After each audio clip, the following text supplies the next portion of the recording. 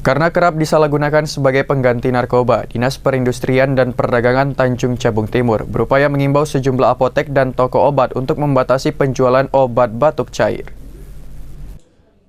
Obat batuk merek Comix yang mudah dijumpai di toko obat, apotik maupun warung kaki lima di Kabupaten Tanjung Jabung Timur belakangan kerap disalahgunakan sebagai pengganti narkoba.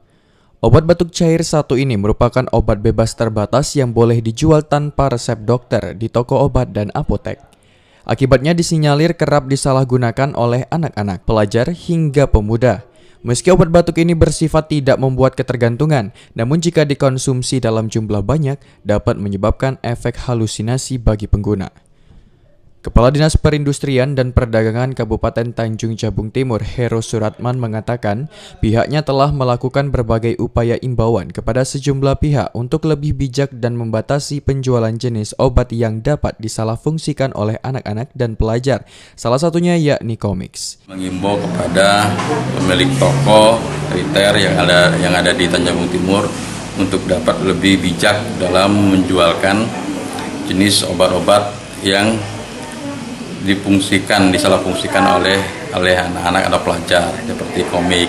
Kami sudah beberapa kali mengadakan pengawasan terhadap toko, warung, diimbaukan kembali kepada para pemilik toko untuk lebih bijak dan untuk lebih banyak memperhatikan si pembeli. Dibatasi dan diharapkan kalau memang itu anak pelajar harus minta surat keterangan dari orang tuanya. Eko Wijaya, JEK TV melaporkan.